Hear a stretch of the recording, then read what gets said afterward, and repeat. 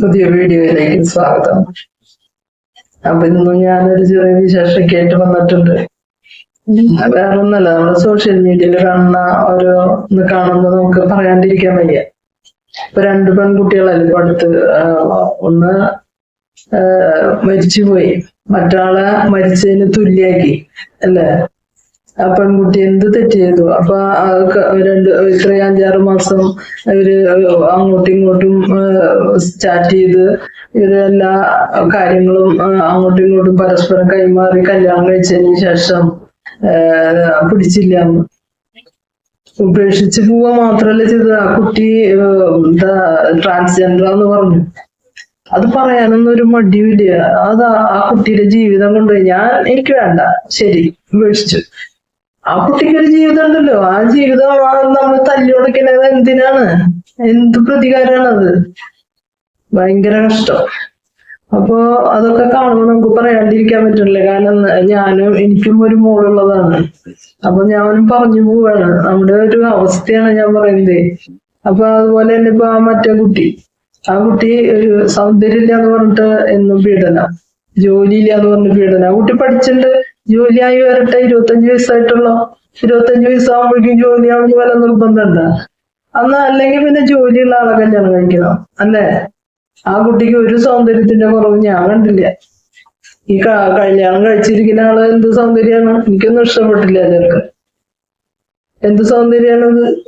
ഞാൻ പറയുന്നത് സൗന്ദര്യം നോക്കുകയാണെങ്കിൽ അങ്ങനെ നോക്കുമ്പോ സൗന്ദര്യങ്ങൾക്ക് പ്രത്യേകതകൾ പറയേണ്ടി വരും. അല്ലെങ്കിൽ പിന്നെ നമ്മളൊന്നും എല്ലാവരും മനുഷ്യരാണ്, അപ്പൊ എനിക്ക് സൗന്ദര്യം എന്താ? അപ്പൊ അങ്ങനെയൊക്കെ നമ്മൾ അങ്ങനെ ചിന്തിക്കുകയാണെങ്കിൽ സൗന്ദര്യത്തിന്റെ അല്ല നോക്കേണ്ടത്.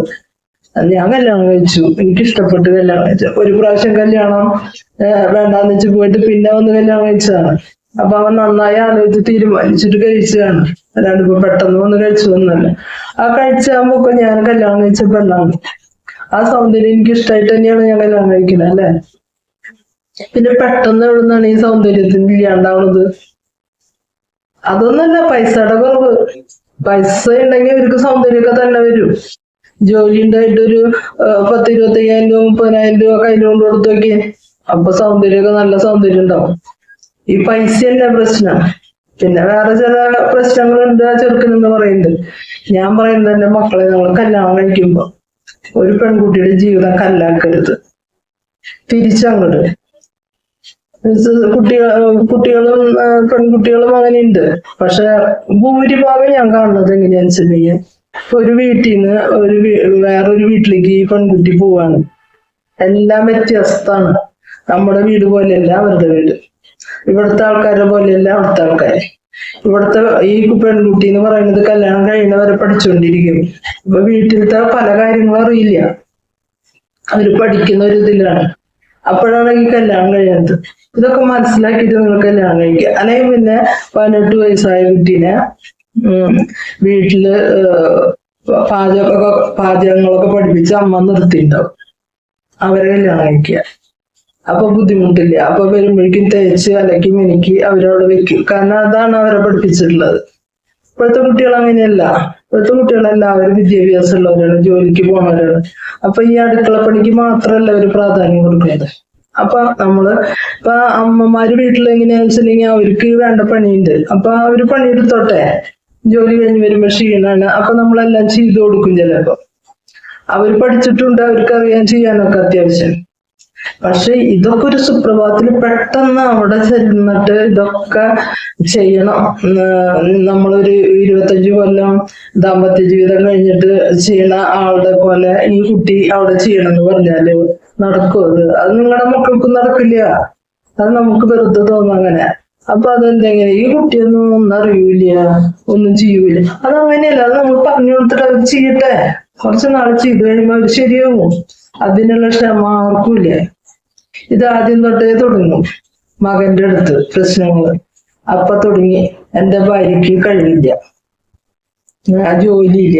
അല്ലെങ്കിൽ പിന്നെ കുറെ ജോലിയായിട്ട് പൈസ കുറെ കൊണ്ടുവന്ന് കൊടുക്കുമ്പോ ഇതൊക്കെ മൈനസ് ആയിട്ട് കിട്ടുക. അപ്പൊ അതറിയാവർക്ക് എങ്ങനെയാണ്. അങ്ങനെയുണ്ട് ഒരു വിഭാഗം. പൈസ തന്നെ മാനദണ്ഡം.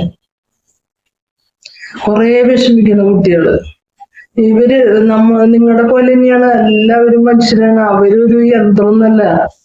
കൊറേ വന്നു, അപ്പൊ തന്നെ പണികൾ കൊടുത്തു. അപ്പോഴേക്കും അങ്ങനെ അപ്പൊ അവരെ കാണുമ്പോ ചിരിക്കലും ഇവരെ കാണുമ്പോ ഒരു പ്രത്യേകതയാണ് കല്യാണം കഴിഞ്ഞ് കഴിഞ്ഞാൽ. പിന്നെ അത് പിന്നെ കുറെ കഴിയുമ്പോ അവർക്കും നല്ല ഇത് വരുമ്പോഴാണ് പിന്നെ അവര് കുറച്ച് പറയാൻ തുടങ്ങുന്നത്. ആദ്യമൊക്കെ ഇവരിട്ടത് വിപ്രസന്നെ അടിപ്പിക്കും. ഞങ്ങള് സ്ത്രീകളാണല്ലോ, ഞാൻ വന്ന വഴിയാണ് ഞാൻ പറയുന്നത്. അപ്പൊ നമ്മൾ പഠിച്ചവരാകുമ്പോ നമുക്ക് വീട്ടുപണിയായിരുന്നില്ല നമ്മുടെ പണി, നമ്മൾ പഠിക്കായിരുന്നു. അപ്പൊ പഠിച്ചവരെ കല്യാണം കഴിക്കുമ്പോ ആ വിധത്തിലാണ് ഇവര് ചിന്തിക്കേണ്ടത്. ആൺകുട്ടികള് ഒരു പഠിച്ച പെണ്ണാണ്, ഒരു ജോലിക്ക് പോണ പെണ്ണാണ്. അപ്പൊ അത്ര കാര്യങ്ങള് അവർക്ക് ഈ വീട്ടിൽ നിന്ന് പണിയെടുത്തവരെ പോലെ അത്ര അറിയില്ല. അത് മനസ്സിലാക്കാനുള്ള ഒരു ബുദ്ധിയും വിവേകം ഈ കല്യാണം കഴിക്കുന്ന ആൺകുട്ടികൾക്ക് ഉണ്ടാവും. ഞാൻ വരുമ്പോഴേക്കും എല്ലാം അങ്ങനെയൊന്നും ഇല്ല ഇപ്പൊ. എല്ലാവരും അങ്ങോട്ടും ഇങ്ങോട്ടും പണിയെടുത്ത് സഹകരിച്ച് ജീവിക്കാന്നുള്ളതാണ്. അല്ലെങ്കിൽ പിന്നെ പെണ്ണിന് ജോലിക്ക് വിടാൻ പറ്റാത്ത ആണാണെങ്കിൽ അങ്ങനത്തെ ആളെ കല്യാണം കഴിക്കാൻ പാടില്ല. പഠിച്ച കുട്ടീനെ കഴിക്കരുത്. അങ്ങനത്തെ കുട്ടികളെ കിട്ടാനില്ല. എല്ലാ പെൺകുട്ടികളും പഠിക്കുന്നുണ്ട്. അപ്പൊ പഠിച്ച പെൺകുട്ടികളെ കഴിക്കുമ്പോ നിങ്ങൾ ചിന്തിക്കുന്നത് അവർ ഇത്ര നാൾ പഠിക്കുകയായിരുന്നു. ആ പഠിക്കുന്നതിന്റെ ഉള്ളിൽ നിന്നാണ് നമ്മൾ കല്യാണം കഴിച്ച് കൊണ്ടുവരുന്നത്. അപ്പൊ അവർക്ക് വീട്ടുപണിയായിരുന്നില്ല പണി, അവര് പഠിക്കായിരുന്നു. അപ്പൊ അവര് പഠിക്കണമെങ്കിൽ വീട്ടിൽ വന്ന് അവര് സാഹചര്യങ്ങൾ മനസ്സിലാക്കി ചെയ്തു വരട്ടെ. അതിനൊരു സാവകാശം കൊടുക്കില്ല.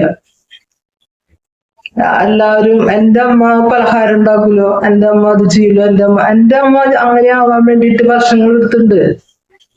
എന്റെ അമ്മ ഒരു 45 വയസ്സാകുമ്പോഴാണ് അങ്ങനെയായി മാറുന്നത്. അതുവരെ അവരും ഇങ്ങനെ ഓരോന്നും കണ്ടും കേട്ടും പഠിച്ചിട്ടാണ് അങ്ങനെയാവുന്നത്. അല്ലാണ്ട് കല്യാണം കഴിഞ്ഞ് വന്ന വെച്ച് അങ്ങനെയല്ല. അത് മനസ്സിലാക്കില്ല. ഈ കുട്ടികൾ അങ്ങനെ ആയി വരട്ടെ, അതിനുള്ള സാവകാശം കൊടുക്കില്ല. ഒരു വീട്ടിലും കൊടുക്കില്ല. ഞാൻ കണ്ടിട്ടുണ്ട്, എനിക്ക് കിട്ടിയിട്ടില്ല. എനിക്ക് കല്യാണം കഴിഞ്ഞ് ബുധനാഴ്ച ഞാൻ അടുക്കളയിൽ കയറിയതാ. ഒരു പെണ്ണൂല്ല അവിടെ, ഞാൻ മാത്രം. കുറെ ജനുണ്ട്, അവർക്ക് മുഴുവൻ വെച്ചുണ്ടാക്കണ്ടേ. അപ്പൊ നമ്മള് അങ്ങനെ ഒരു സൃഷ്ടി പോലെയാണ് അങ്ങനെയാണ് ദൈവം സൃഷ്ടിച്ചോണേ, ഒരു വെപ്പ്. അങ്ങനെയല്ല, എല്ലാവർക്കും ഉത്തരവാദിത്തം ഈ കാര്യത്തില്. പിന്നെ ഈ ഇത് എന്താണ് സ്ത്രീധനം, അത് വലിയൊരു ഘടകം. സ്ത്രീധനം ഇങ്ങനെ ആർത്തി പിടിച്ചിരിക്കുക. അവരുടെ കയ്യിലുണ്ടോ എന്നുള്ളത് ഒരു വിഷയമല്ല, അവർക്ക് ഉണ്ടോ ഇല്ലേ അതൊന്നും വിഷയമല്ല. പെണ്ണിങ്ങനെ കൊടുക്കണം, അതിങ്ങനെ നോക്കി ഇങ്ങനെ ഇരിക്കുക സ്ത്രീധനം. ഇതൊക്കെ ഒന്ന് മാറ്റിയാൽ തന്നെ ഈ പെൺകുട്ടികളുടെ മരണവും വീട്ടിലെ സമാധാനവും ഒക്കെ കൈവരിക്കുക. ഇതൊക്കെ മാറ്റണം. അത് മനുഷ്യൻ തന്നെ മാറണം. ഇതൊക്കെയാണ് എനിക്ക് പറയാനുള്ളത്. Thank you.